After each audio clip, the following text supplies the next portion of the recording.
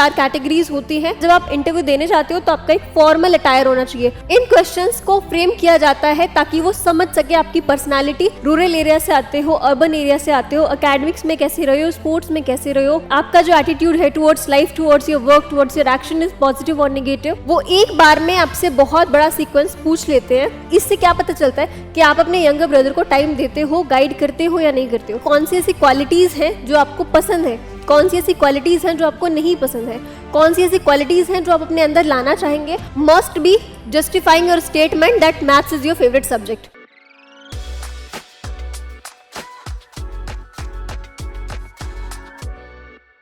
जय Hind everyone, welcome to the new session of RWSSB interview, जिसकी मैंने पहली वीडियो में बताया था कि हम नेक्स्ट वीडियो में बात करेंगे CIQ क्वेश्चंस की, that is comprehensive interview questionnaires. SSB interview में बहुत इंपॉर्टेंट होते हैं आपका ये वाला पार्ट CIQ क्वेश्चंस, क्योंकि यही आपका बेस होता है। CIQ आपका बेस होते हैं, पूरा इंटरव्यू जो होता है आपका इसके बेस पे चलता है। इसकी 3 से 4 कैटेगरीज होती हैं, बाकी आपके हॉबीज, इंटरेस्ट, रिस्पॉन्सिबिलिटीज होती है। मेन जो CIQ होते हैं वो होते हैं 3 से 4, ठीक है। क्या होते हैं हम आने वाली स्लाइड्स में डिस्कस करेंगे, लेकिन आपके जो फर्दर क्वेश्चंस होते हैं वो इन्हीं 3-4 CIQ से निकलते हैं, ठीक है। ये आप जैसे कि इस पिक्चर पे देख सकते हो, लेकिन इससे थोड़ा डिफरेंट क्या है, ये इसलिए लगाई है ताकि आप ये देख लो कि जब आप इंटरव्यू देने जाते हो तो आपका एक फॉर्मल अटायर होना चाहिए, formal shirt, formal pant.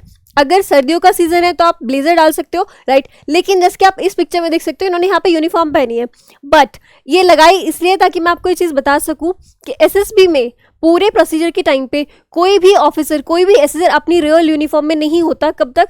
Till the time you have your conference, ठीक है। ये यहाँ पे सिर्फ समझाने के लिए लगाई गई है। CIQ बेसिकली पर्सनल क्वेश्चंस पूछते हैं, जिसकी आपके जो इंटरव्यूइंग ऑफिसर होते हैं वो आपसे सिर्फ आपके पर्सनल क्वेश्चंस पूछते हैं। इन क्वेश्चंस को फ्रेम किया जाता है ताकि वो समझ सके आपकी पर्सनालिटी, कि आप किस तरह के इंसान हो, आपकी वीकनेस क्या है, आपकी स्ट्रेंथ क्या है, आप अपना टाइम कहाँ पे स्पेंड करते हो, आपकी बॉन्डिंग आपकी फैमिली के साथ कैसी है। जैसे कि आपका जो बैकग्राउंड है, आपका फैमिली बैकग्राउंड, रूरल एरिया से आते हो, अर्बन एरिया से आते हो, एकेडमिक्स में कैसे रहे हो, स्पोर्ट्स में कैसे रहे हो, किस तरह के फ्रेंड्स हैं आपके, ठीक है। आपकी हैबिट्स को जानने के लिए कि आप अपना टाइम स्पेंड कहाँ पे करते हो, आप फिजिकल फिटनेस पे ध्यान देते हो नहीं देते हो, अपनी नॉलेज को एनहांस करने की कोशिश करते हो नहीं करते हो, आपका माइंडसेट, आप पॉजिटिव टाइप, आपका जो एटीट्यूड है towards life, towards your work, towards your action is positive और negative, are you a problem solver और अ प्रॉब्लम क्रिएटर। सो ये सब चीज़ें जानने के लिए CIQs जो है वो आपसे पूछे जाते हैं। इसे रैपिड फायर टाइप क्वेश्चंस भी कहते हैं, रैपिड फायर राउंड, क्योंकि एक सीक्वेंस होता है, वो एक बार में आपसे बहुत बड़ा सीक्वेंस पूछ लेते हैं, ठीक है। और आपको बोला जाता है कि अगर आप कोई क्वेश्चन मिस कर दें तो आप पूछ सकते हैं, बट वो गलती आपको नहीं करनी है।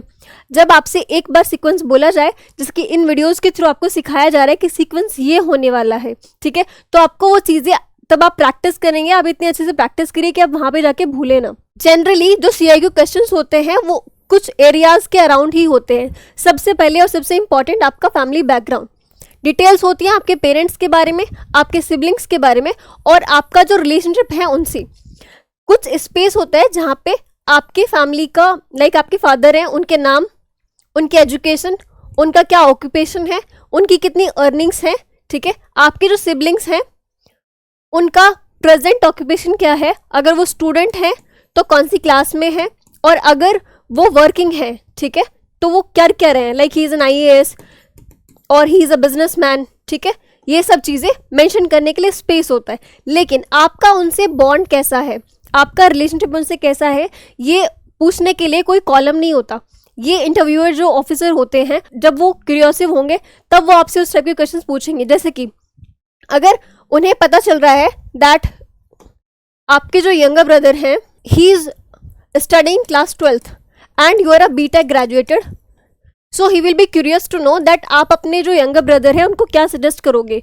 फॉर एग्जाम्पल, अगर आपके यंगर ब्रदर कॉमर्स से कर रहे हैं तो आपने उनको एडवाइस क्यों नहीं किया कि आपको BTech करना चाहिए, और अगर कॉमर्स से कर रहे हैं तो उनका फ्यूचर प्रोस्पेक्टिव्स क्या है। तो इससे क्या पता चलता है कि आप अपने यंगर ब्रदर को टाइम देते हो, गाइड करते हो या नहीं करते हो। और अगर एल्डर हैं तो आप उनसे एडवाइस लेते हो, किस तरह से टाइम स्पेंड करते हो, खेलने जाते हो साथ में या नहीं, साथ में टाइम स्पेंड करते हो फैमिली के साथ या नहीं, नेबरहुड के साथ में आप टाइम स्पेंड करते हो या नहीं। ये सब चीज़ें पता करती है, ठीक है। तो आपका जो बॉन्ड है आपके सिबलिंग्स के साथ में, आपके पेरेंट्स के साथ में, आपके नेबरहुड्स के साथ में, ये पता चलता है तब वो आपसे फर्दर बातें करते हैं।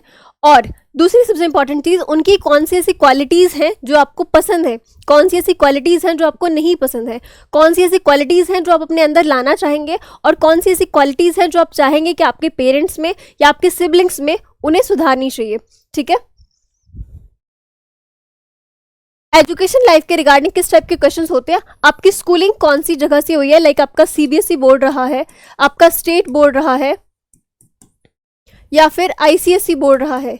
इससे पता चलता है कि आपका जो कम्युनिकेशन है, अगर आप इंग्लिश मीडियम से रहे हैं तो आपका communication must be very good, लेकिन अगर आप स्टेट बोर्ड से रहे हैं और फिर भी आपका कम्युनिकेशन बहुत अच्छा है, मतलब आपने उसे खुद मेहनत करी है, राइट। लेकिन अगर आप आईसीएसई बोर्ड से रहे हो and you are not even able to speak one complete sentence in English, so what does it shows that you have been very careless kind of student, right. College, अगर आपका college रहा है तो किस type के organisation, किस type के programmes में आपने पार्टिसिपेट किया है, कितना एक्स्ट्रा करिकुलर एक्टिविटीज़ में पार्टिसिपेट किया है, because in your college life you explore a lot and you learn a lot, so they are more curious to know which degree you had pursued in your college life and what was the reason to choose it.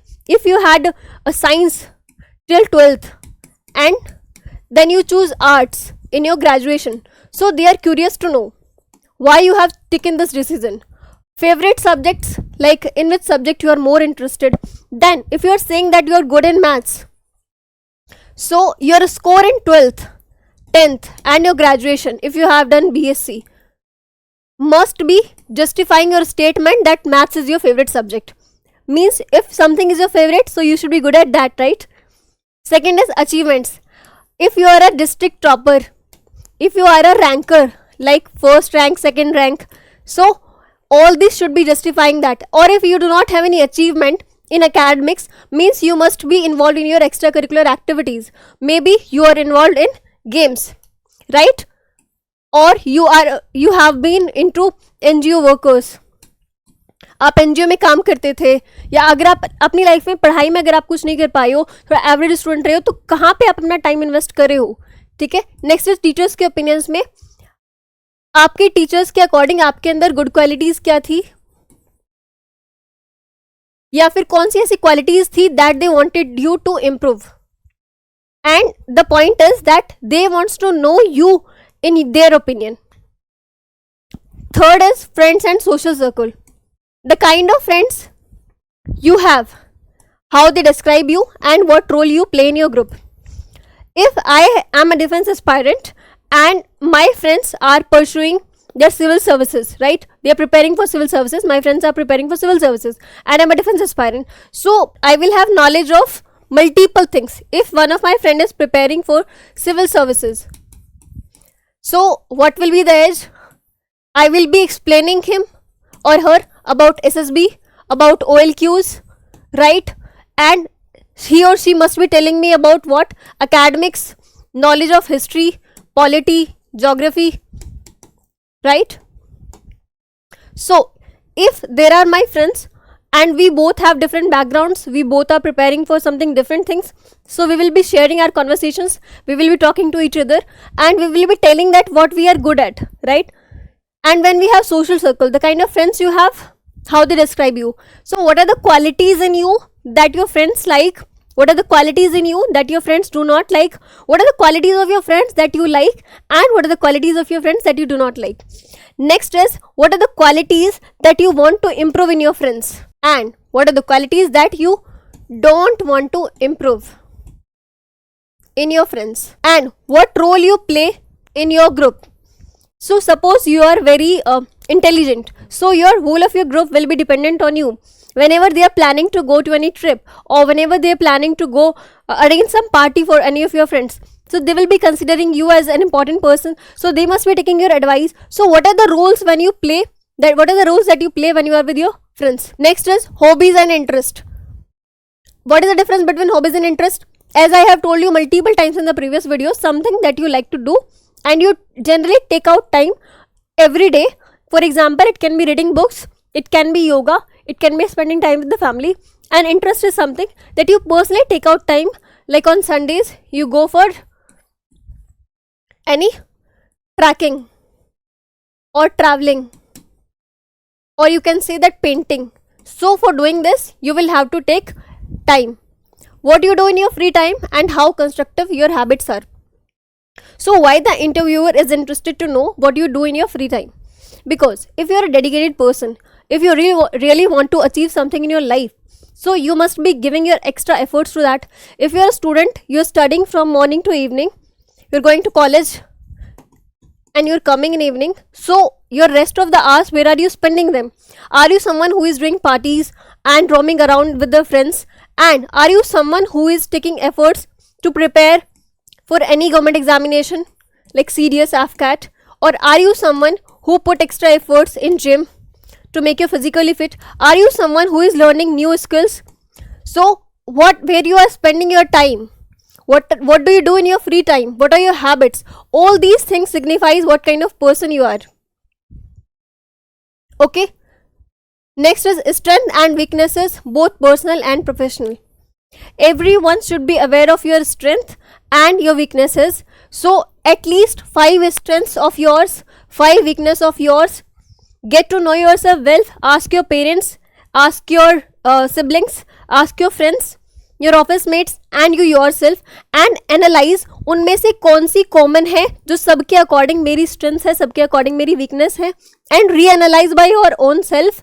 क्योंकि कभी कभी situations के according people हमसे deal करते हैं, उनके according वो चीज़ें होती है लेकिन हमारे अकॉर्डिंग वो नहीं होते हैं. And the best thing is that only you know yourself well. तो आपको कम से कम अपनी 5 स्ट्रेंथ पता होनी चाहिए, 5 वीकनेस पता होनी चाहिए. और वीकनेस ऐसी नहीं होनी चाहिए that they become your hindrance to join army. For example, if you will say that I am very lazy, so if you are very lazy means you are someone who will procrastinate, right? और army में ऐसा इंसान नहीं चाहिए जो बात बात पे प्रोकेस्टिनेट करे, जो अगर टाइम पे काम दिया जा रहा है तो वो टाइम पे काम करे, राइट? तो ये आपका हिंड्रेंस बन जाएगा. इसलिए वीकनेस ऐसी होनी चाहिए कि आप उसे सुधार सको, और ये भी आपको पता होना चाहिए कि आप ऐसे क्या एफर्ट्स कर रहे हो आपकी जो वीकनेसेस है उनको सुधारने के लिए. ओके. नेक्स्ट इज आपका डेली रूटीन क्या होता है मॉर्निंग से लेकर के इवनिंग तक, and how you manage your time. So if you are just a student means what do you do if you have college? What about the assignments, about the extracurricular activities like any debate on annual functions, or if you have taken part in NCC, or if to manage the financial things you are doing a part-time job. So you should be aware of all these things and you should be calculatively managing time. You should mention all these things in your daily routine when the interviewing officer is asking you. So do not lie, be honest, be truthful there. Life goals and motivation, why do you? It is very very important.